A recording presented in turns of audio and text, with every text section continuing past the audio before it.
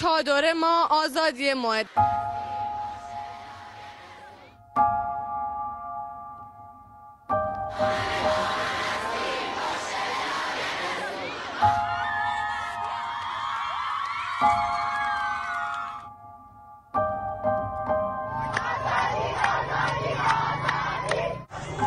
سیدعلی سحنگوره.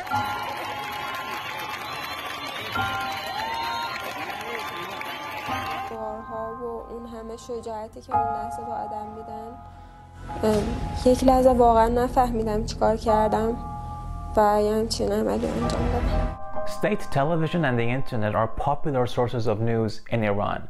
But the reason you see two different realities on them is because these protests are among the biggest challenges that the Iranian establishment has faced in a very long time.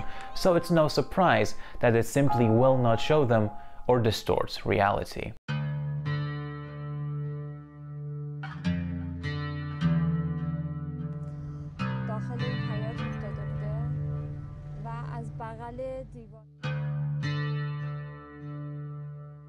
حرفایی رو گذاشتن تو زبون خواهرم که مجبورش کردن این اعترافات رو بکنه.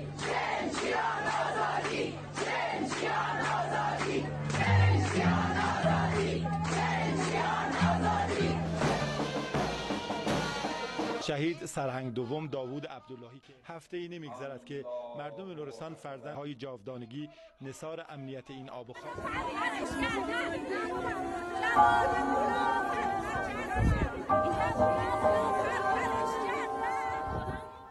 Her family says she died after being beaten by the morality police, who detained her over improper hijab.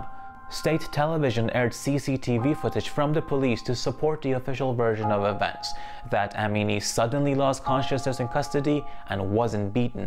However, the footage doesn't answer questions about what happened when she was arrested and in the police van.